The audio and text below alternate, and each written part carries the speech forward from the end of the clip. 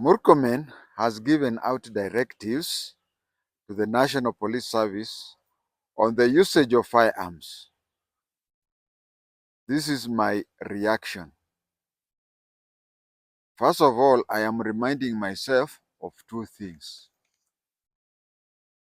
First, I'm reminding myself of what Joseph Stalin is supposed to have done. He is alleged to have removed feathers from a chicken. It shock by cold. To a shock by cold. He then gave it some maize and it moved near him, having forgotten the earlier bigger and one would say permanent harm to a smaller displeasure. He told those who were there that that is how you can be powerful to people. You place them into big problems, later on you come up with a solution, and the people start saying that it is you who solved that problem.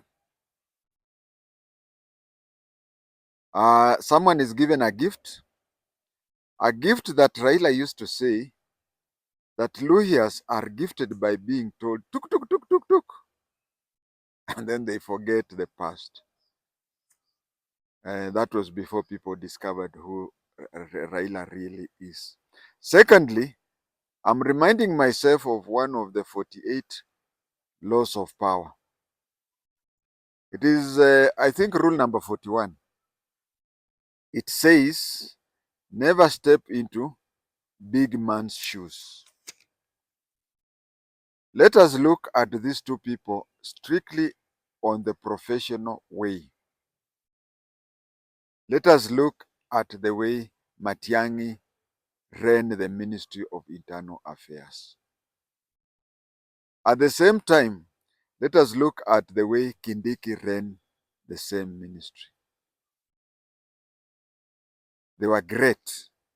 Remember, I'm saying on their value as internal affairs ministers. So stepping into these shoes is very hard. We have to understand. Let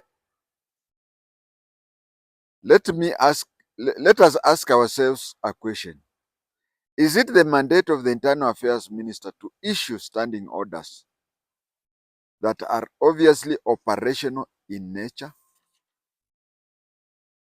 His activities of late, that is Murkomen's activities of late, has taken over the responsibilities of a senior inspector general of police.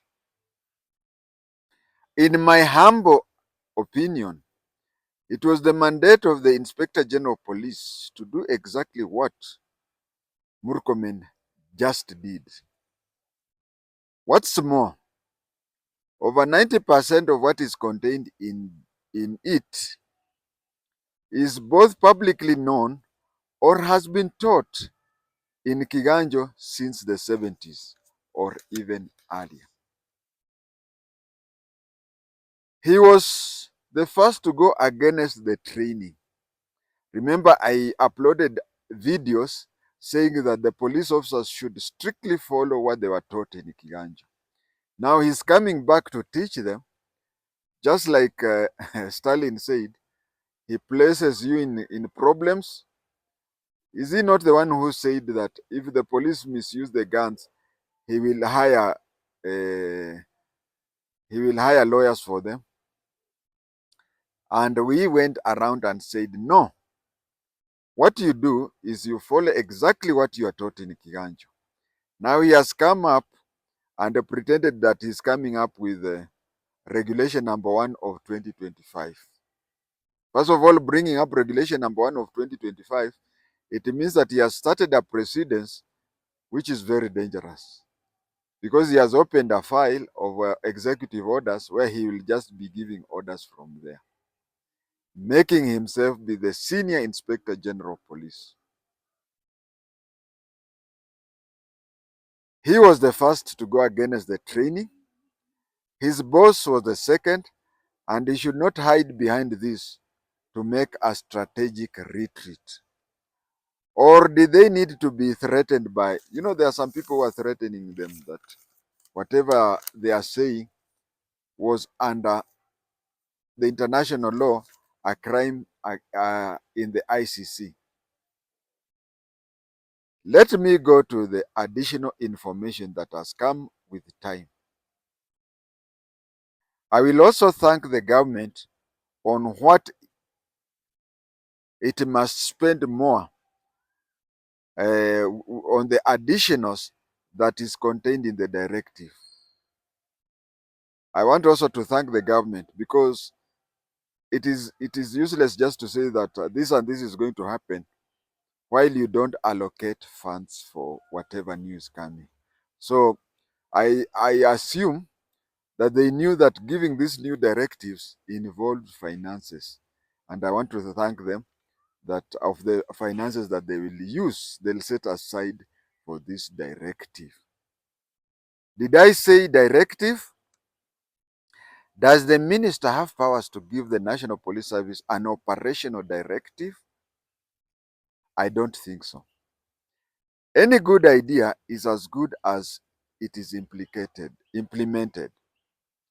A report that is 5% implemented is only as good as the 5% that has been implemented.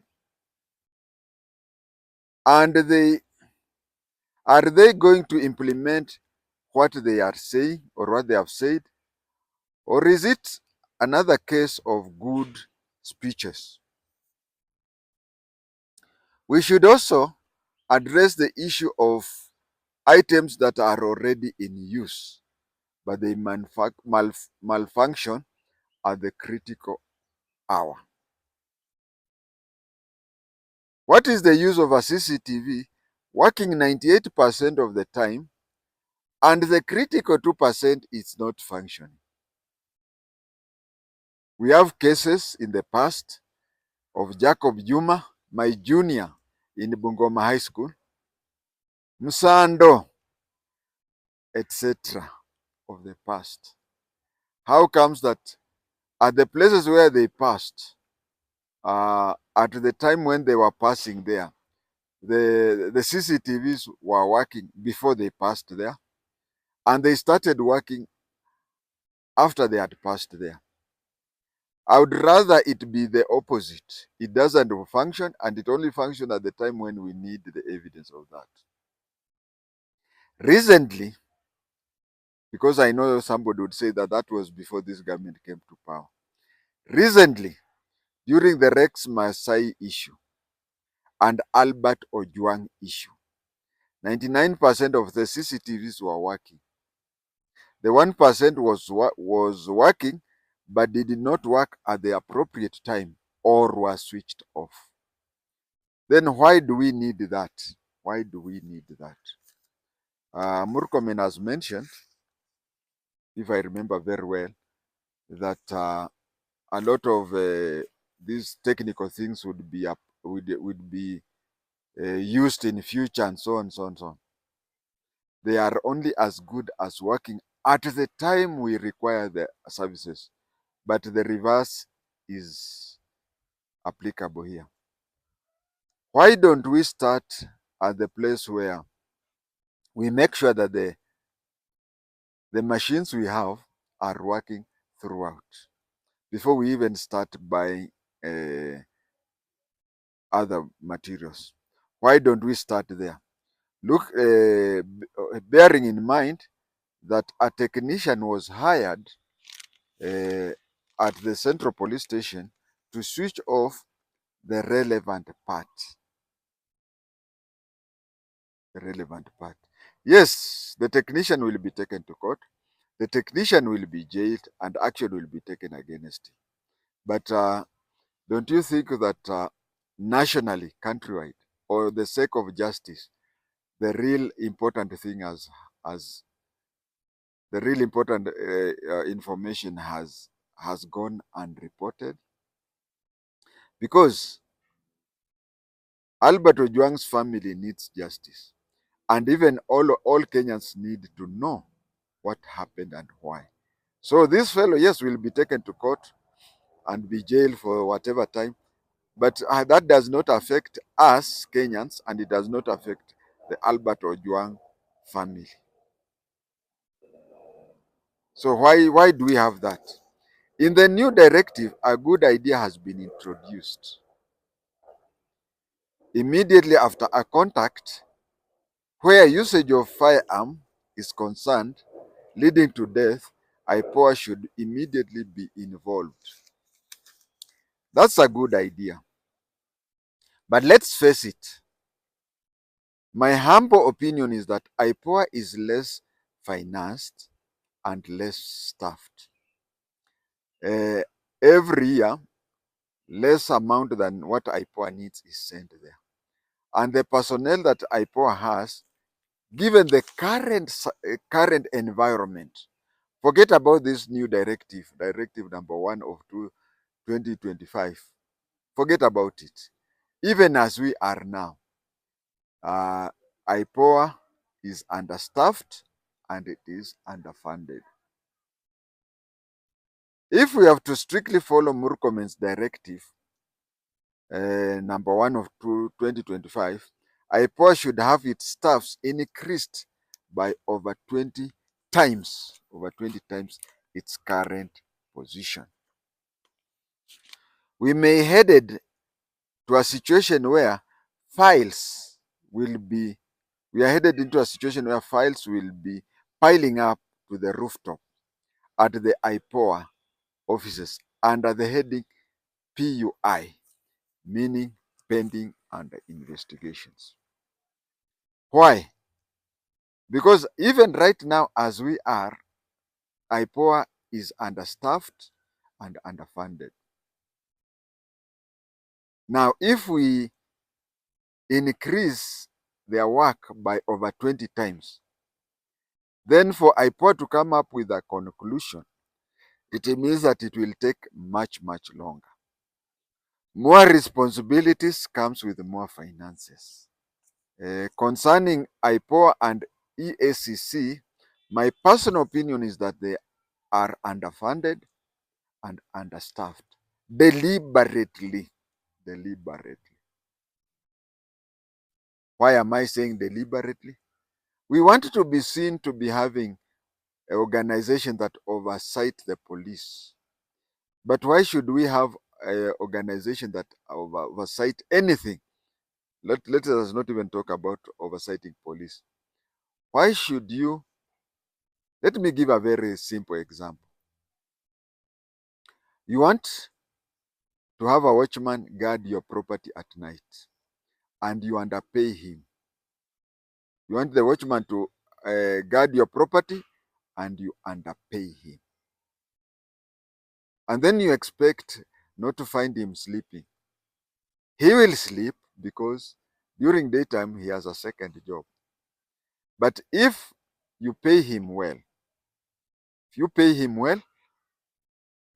will be reporting early, leaving late, and he will be sleeping at the other time because he knows he's properly paid. Now, if you have IPOA and EACC and it is underfunded and also understaffed, imagine one of the two is bad, but in this case, it is both. IPOA and ICC are understaffed. IPOA and ICC are underfunded.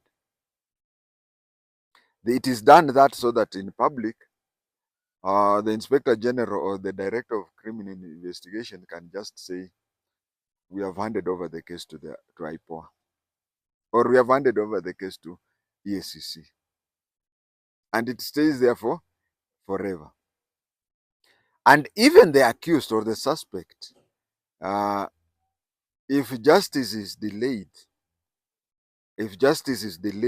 then it is injustice to the suspect or the accused.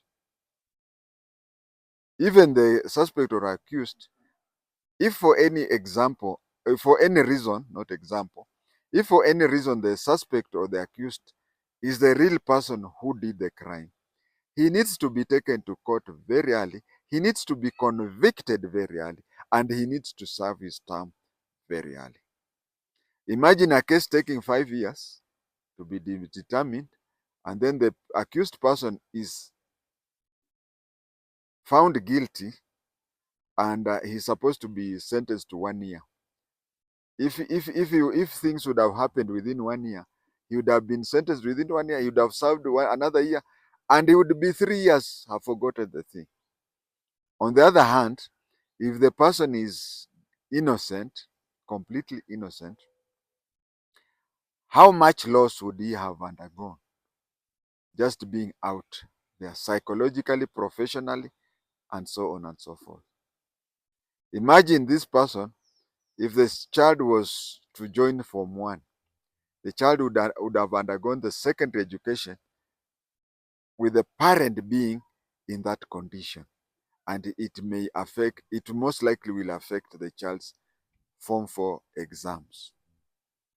In other democracies, where they have IPOA or ESC type of bodies, wherever such a thing occurs, the cop is placed on suspension. The cop is placed in suspension. Now, with the many cases that we have, and the slow rate of solving them, like I've said, it can even take up to 5 years that we have. Is it possible to have a large force of suspended cops, as they call it? Because every time we have a contact, how many contacts do we have in Kenya? And even things the way they are right now, if we maintain that way, all that contacts that are happening, remember, the cattle rustling in Northern Rift, the cattle rustling in North Rift, the armed robbers and whatever. If all of them have to undergo all these things, because sincerely there is a secret agreement or a hidden agreement between people, that those cases, they are mostly justifiable. We are only concerned about this extrajudicial killing that is happening with our demonstrators. So I dare say that right now, if other cases we don't suspend the police officer, we don't do anything, whatever, and if we take ages to solve issues, that one will also increase. We'll have a corresponding increase in crime rates. So these other things we have not been involving them, and I would not mind if it continues that way. Kenyans are majorly concerned about this demonstration, the extrajudicial killing of demonstrators. If we have to follow that, just let's follow that. And you see, even the demonstration, it is us, the government, who has done so. If Eliud Lagat would not have written a letter complaining about Ojwang, how many police stations would be still standing today? How many people, Kina Boniface, Mwangi Kariuki, they would still be alive? Okay, we have caused that problem. There is demonstration. Because this demonstration, people are saying, some are saying it is 60-something people who have died in this year's demonstration alone in 2025. Others are saying it is even over 100. Let us even say there are 6. If there are 6, these 6 people would be alive today. People like Mukhwana, people like Talam, they will still be at their place of work. If one person did not just take his pen and paper and written a complaint letter. If he would not have done that, today we would be somewhere very far. Today we would be very far. So prevention is better than cure. But anyway, if we continue this way, some demonstrations just come up. And then from there, we handle just demonstration in what he has written in whatever. We still, the ESCC and IPOA are underfunded. The ESCC and IPOA are understaffed. Can we look into that?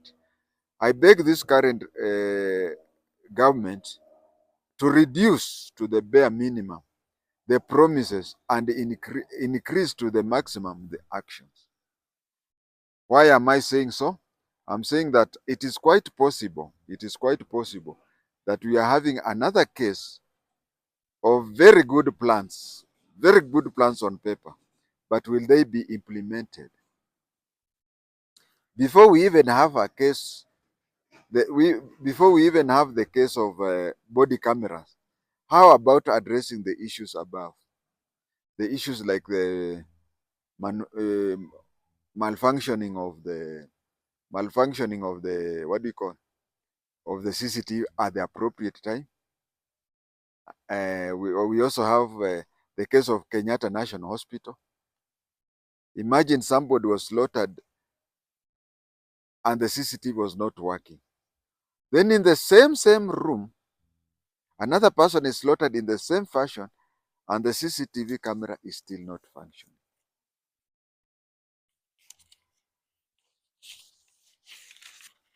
I'm very sure in this or any other case, we will find a situation where the CCTVs will start operating, and a week after they start operating, they somehow die. Officers are supposed to have continuous training. Just go to the nearest police station or formation and inquire from the first few police officers that you will come across. When did he or she last attend a course? Any course. And when I say any course, I exclude a course called refresher course. Refresher course, there are 3 types of refresher courses that I understood when I was in the police. There was the refresher course in provincial training centers. There was a refresher course at GSU training school.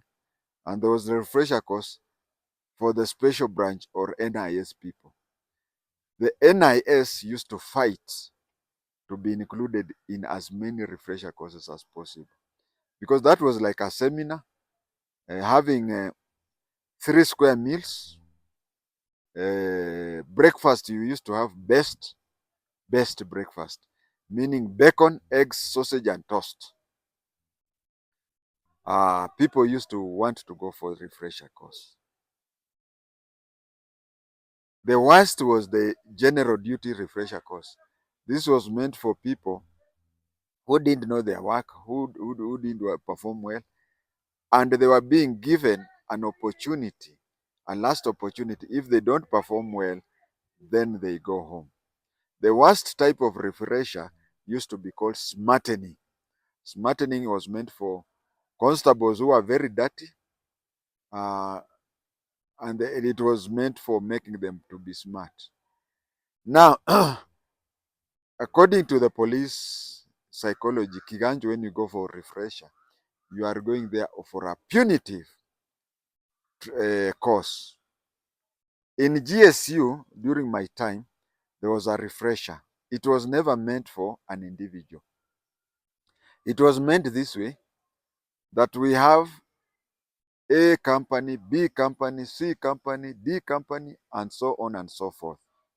So, at GSU training school, Magadi, when A company had done their refresher, the whole company, everybody in the company, everybody who was in the company would attend the refresher, and then when they attend the refresher and they complete the refresher, then a B company goes, then C company goes, then D company goes. So in GSU, when I was attending GSU training school in Magadi, that is 1983, it was mandatory for everyone to go for a refresher. Actually, comparing the special branch refresher, comparing the general duty refresher, and comparing the GSU refresher, the toughest refresher during my time was the GSU. But to tell you the truth, we need a refresher like that one of the GSU.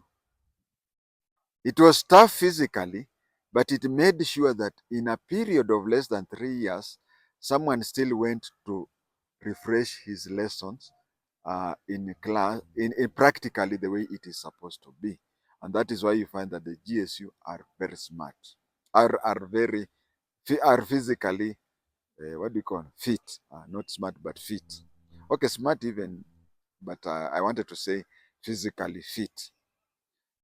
If you go to the nearest police station, don't be shocked to find that a constable can tell you that for the last 10 years, he has never attended any course. Let me now talk about the usage of firearm by police. We need to buy more bullets. We need to buy a lot of things. And these bullets, the police officer should have a regular firearms, what do you call, shooting and whatever. I will not be shocked to find that the police officers who will be arrested for shooting at the mobs in this thing, they'll tell you that the last time they had a live bullet firing practice was when they were recruits in Kiganjo. I'm sorry to say this, it's a breach of the security, yes. But many police officers you see around walking, if you ask them, when did they last visit a shooting range, you'll be shocked by that. In my opinion, I don't think any police officer should spend 3 years without at least visiting the shooting range, having a firing practice. But if you go case by case, you don't be shocked to find that a good number of the police officers will tell you that the last time they went to a firing range was when they were recruits in Kiganjo. What the government should know is that attending a course, however, has its own involvement, especially financially. Just imagine a class of 40 police officers attending a refresher course. Since time immemorial, the rule has been that the class should have as many people. Okay, Kenyans just think of tribes. You say that promotion course had 5 lawyers or whatever. Like my inspectorate course, special inspectorate course, we had one Kisi, the famous Surambili Keango Momanyi, and we had 5 lawyers. We had around 4 Kikuyus to make 25. So you find that people refer to that and say there were 5 lawyers, 4 Kikuyus, 1 Let us go to the police tribalism. What happens is that in any training of the 40 people, they should involve as many different formations as possible. We should have somebody from the airport, air wing and airport. We should have somebody, those are 2. We have somebody from railways, we have somebody from Northeastern, we have somebody from Rift Valley, one from West.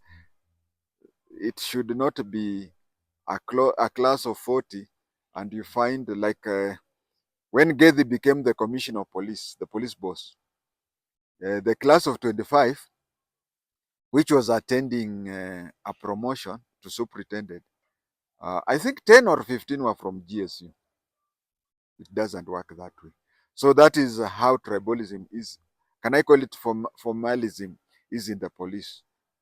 We need people from all formations and all directions. Now, in a class is called to Kiganjo, one person comes from Mandera, another one comes from Lodwa, another one comes from Isbania, another one comes from Lunga Lunga. It involves money has to be involved in transporting them there. Accommodation and feeding during the training has to be there. Also during the training, they need purchases. They need to purchase more stationery. They need to purchase more equipments, such as bullets, which they'll be firing, tear gas, and so on and so forth. They have to have all those things. And that one costs money. We don't have to say that and then at the same time underfund the police service. There is the issue of representation in coordination with the Attorney General should be hailed. Yes, many police officers in the past and present have suffered because of that. I am very sure that when they were taking actions to terminate my work, if I would have had a lawyer, maybe most likely the results would have been different. It would have been different because just because one day you say Moi must go, just one day you say Moi must go, then you are sacked, forgetting that you spend about a decade in the 5 years in the operation area, in 5 years in West Pokot, and another almost 5 years in Northeastern, having fought 2 wars, the Ngoroko, Lotri, and fought Shifta, Wagala thing. If I would have had a lawyer, the lawyer would have even said that, yes, I've gone wrong, but bearing in mind what I've gone through, I should have, uh, uh, they should have looked the other way around. But you being there and whatever without legal representation, uh, I think I should hail where they say, personally, when Murkomen said that the government should coordinate with AG, it is good. Because even right now, you see, the minister said at Dagoretti that huyo mtu piga risasi, tutakuletea lawyers. But if you make a mistake and do exactly what he has said, you will land up in a place where, as I've said before, that AP and general duties, things are different. In AP, anything happening to you, they will fight jointly. They will fight jointly up to Masengeli. He will also fight to assist you. But in general duties, so long as you become a suspect, a slight suspect, you become a leper. You are sent aside until you are cured of your leprosy. That is when you can rejoin them.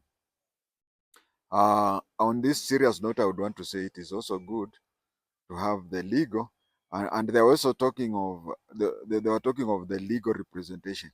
I should say that because imagine being taken before your own boss. Your boss is the prosecutor, and he is the jury. And you only realize the whole thing after you have been given your termination letter. So this thing of having legal representation should be held in that manner, not in the manner that he said, just shoot anybody and we will. No, it is always good to have a lawyer, and even if the lawyer can't stop your sacking, but he can assist you in your mitigation, so that you are not you not find yourself 1 minute you are fully employed, secured of a job up to retirement. Another minute is you are supposed to go home, and they don't even give you a lorry to carry your things to your home area. Well, let us look at the other aspect also. When KDF spends 6 months in operation area, or even a year in Somali, they are admitted at Defense Forces Memorial Hospital before they reintegrate. But National Police Service, one can stay even for a decade like me. But when you complete your time there, you are just transferred to any other police station and you continue with your work normally as if nothing has happened. Please let us bear that in mind.